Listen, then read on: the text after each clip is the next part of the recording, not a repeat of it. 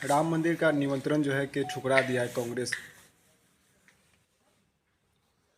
भाई तो ये तो कह रहे हैं कि उनके घर में शादी है, ब्याह है, बेटा है, काहे के लिए निमंत्रण दे रहे हैं? निमंत्रण राम मंदिर का इनको ज्ञान नहीं है तो ज्ञान हासिल करना चाहिए कि सबसे बड़े विद्वान पंडित रावण से ही उन्होंने अपने संकल्प का, आराध्य का, लक्ष्य का पूजा कराया। और रावण जैसे पथभ्रष्ट व्यक्ति भी अपने कर्मकांड में उन सारी चीजों का परिपालन किया।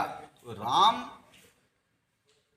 इनके नहीं मानने से होंगे। इस्लाम में, इस्लामिक कंट्री है इंडोनेशिया, वहाँ रामायण मेला होता है, सरकार कराती है। जो कैरेक्टर है राम का प्रजापालक के रूप में, जो कैरेक्टर है पितृभक्त का, पुत्र का, जो कैरेक्टर है माँ के सम्मान का, कैकेयी के सम्मान का, जो कैरेक्टर है भरत जैसे भाई के अनुपालन का, जो लक्ष्मण जैसे अस्तित्व का कैरेक्टर है, इस धर्म के निर्वाह का जो आवरण बना है, यह मानव निर्माण का विषय है जिसको लोगों ने खंडित किया है। डॉक्टर लोहिया रामायण मेला लगाते थे, उनको नहीं पता है जो लोग अनर्गल प्रलाप करते हैं। डॉक्टर लोहिया रामायण मेला लगाते थे और ये कहते थे कि राम के चरित्र का अवधारण हो तो राम राज आएगा, समाजवाद के मूल्यों का धरातल पर अवतरण होगा।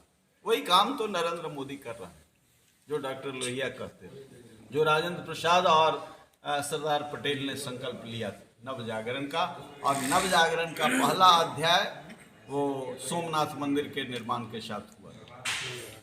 ठीक, घर में भी आवाज उठती है, वो कोई देख नहीं रहा है, यहाँ तो देख लिया नारा लगाते हुए नरेंद्र मोदी का, उनके घर में आवाज उठ रहा है कि इस धारा को नव जागरण का यह संकल्प लिया था राजेंद्र प्रसाद। डॉक्टर राजेंद्र प्रसाद इसी बिहार के प्रथम राष्ट्रपति थे। बैठक चल रही थी, उसी दौरान एक माँ बेटी जो है कि नरेंद्र मोदी जिंदाबाद के नारा लगा दिया, तो उनको सब सभा से मैंने बेइज्जत करके मैंने बिगला दिया गया। देखिए, अब कुछ चीज़ें ऐसी हैं जिसको लोग समझ नहीं पा रहे हैं। पहले भारतीय जनता पार्टी के लोगों को भी ये समझ में नहीं आता था। नरेंद्र मोदी में कुछ विलक्षण क्षमता है। ये मैं बहुत पहले जब ये मुख्यमंत्री थे नरेंद्र मोदी, उस समय मैंने घोषणा किया था, तो उस समय दो धारा के लोग थे भाजपा में, कहते थे क्या बयान दे दिया, ये बाहर के लोग हैं। मैं ये आपसे काउंटर प्रश्न कर रहा हूँ कि वो महिला और बच्चों ने नारा लगा दिया, तो ये कौन बड़ी बात है? उनको स्वीकार करना चाहिए था। ये दोयम जो दोहरे विचारधारा के हैं लोग, उनको ये सब घबराहट हो रहा है। इसलिए कि नरेंद्र मोदी ने नव जागरण का, राष्ट्रवाद के नव जागरण का एक बड़ा सिलसिला शुरू किया है। यह काम डॉक्टर राजेंद्र प्रसाद और सरदार पटेल ने शुरू किया था। ये हिंदू और मुसलमान का विषय नहीं था। हम लोग समाजवादी धारा के लोग हैं।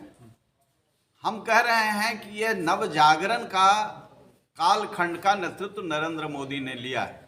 अब बहुत सारे लोग उसमें जिंदा रहने के लिए पैर खींच रहे हैं। ये रुकने वाली चीज नहीं है। जिस धारा को उत्तर और दक्षिण, पूर्व और पश्चिम के लोग अयोध्या जाते थे 500 साल पहले, लेकिन आक्रांताओं ने उसको ध्वस्त किया और उस संदर्भ को समाप्त करने की कोशिश की। ये कांग्रेस पार्टी के उसी रामलला के रखने वाले पहला एमपी जो फैजाबाद से हुए, वो महंत थे और कांग्रेस पार्टी से जीते थे। आप किसी धारा को, आस्था को तोड़ नहीं सकते हैं। अब कभी मंत्री से कहवाते हैं, कभी कुछ ज्ञान हो जाता है। हमने तो कहा था उस समय भी कि उनको तुलसी रामायण से चिढ़ है तो वाल्मीकि रामायण पढ़ाइए उनको। भाई वाल्मीकि रामायण भी पढ़ाइए। 16 खंडों, 16 भाषाओं में रामायण है। आज जितना उत्तर के लोग नहीं जा रहे हैं, दक्षिण के लोग आ रहे हैं, बल्कि वहाँ स्टालिन के मानने वाले लोग हैं, वोटर उनके हैं, लेकिन आ रहे हैं अयोध्या। उनको रोके ना। भाई तमिल में, तेलुगु में, मलयालम में ये तो रोल मॉडल है भारतीय संस्कृति का, भारतीय संस्कृति का रोल मॉडल है, इसलिए ये इसको नकार नहीं सकते हैं। और नरेंद्र मोदी इसके नायक हो गए। इतने चुकंदर घूम रहे हैं उनके इर्द गिर्द, एक भी नहीं थे बनाने के समय में, नहीं थे। डर से लालू यादव के लोग घुसे रहते थे, और हम लोग छाती पर लालू यादव का कहानी लिखे हैं। ये अपने भी घुसे रहते थे। लड़ने में सकनी चौधरी थे, बृषण पटेल थे यहीं के। यानी कि डीएसपी एक पिटा गए थे मेरे हाथ से इसी वैशाली में, और उसमें बृषण पटेल भी थे। लेकिन लालू यादव वो विरोधियों को समझते थे, डीएसपी को ही डांटे कि डीएसपी पिटाता है, इसके लायक नहीं है। हम लोग इंतजार कर रहे थे कि केस होगा। तो लालू यादव विपक्ष में भी लड़ने लायक लोग थे, ये तो किसी के लायक नहीं। ये तो गुप्त प्रहार करते हैं। बाबू ललन सिंह कहते थे कि इनके पेट में दांत है, हम दांत कभी देखे नहीं। हेम्योपैथ के डॉक्टर हैं, हम दांत निकालें, वो दांत गला के अभी जिंदा है, तो उन्हीं को पता। यानी नीतीश कुमार मोदी जी का पैर पकड़ लेते तो स्वागत हो जाएगी एनडीए में। एनडीए में स्वागत तो ये बीजेपी को करना है, हमको नहीं करना है ना। बट हम बिहार को जिन मुद्दों पर लेकर के चले हैं, उन मुद्दों पर भारतीय जनता पार्टी की भी सहमति है। हम बिहार को बनाने के लिए संकल्पित हैं। अब अरुण कुमार को मुख्यमंत्री तो बनना नहीं है। हम आए हैं चिराग पासवान के अंदर जो तत्व है, उस तत्व को हम आगे बढ़ाने के लिए कि बिहार को एक विकल्प दिया जा सकता है, एक डायनेमिक लीडर, एक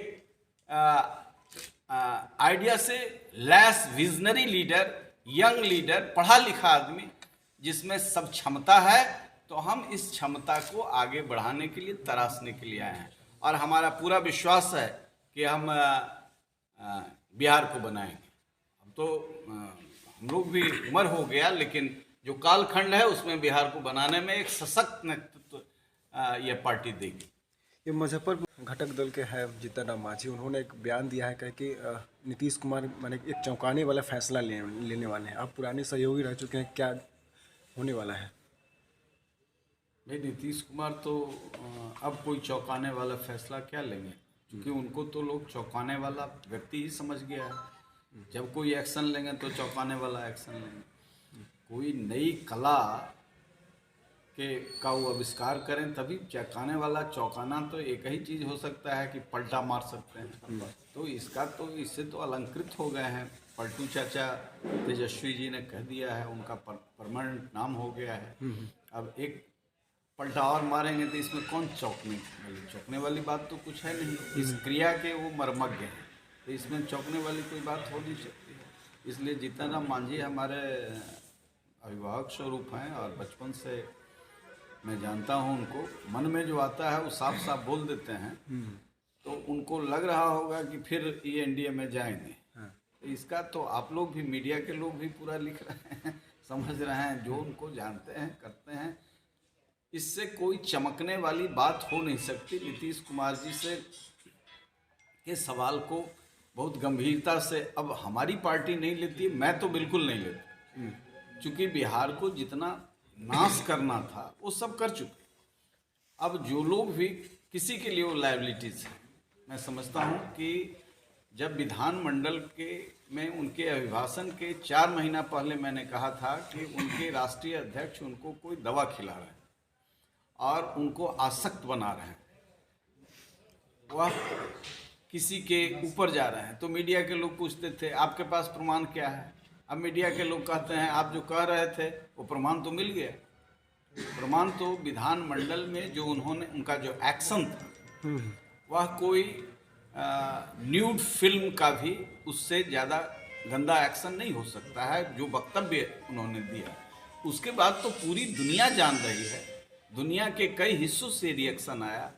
इसलिए Nitish Kumar, whether he comes in NDA और we the strong allies leader of the Mahagathbandhan, दोनों के लिए वो गिद्ध जैसे किसी मकान पर बैठता है ना, वैसे बैठने लायक वो हो गए। तो क्या संभावना बन रही है कि वो फिर से एनडीए में आने जा रहे हैं? अरे भाई आकर के पैर पकड़ लेंगे नरेंद्र मोदी को। नरेंद्र मोदी दया के लोग हैं, कहेंगे कि आइए। लेकिन अब निर्णायक स्थिति में वो नहीं है, न इधर है न वहाँ है। वहाँ कुछ मिले इसके लिए ये सब खेल वो कराते हैं। मैं तो 12 साल रहा हूँ, उनको बनाने में रहा हूँ, और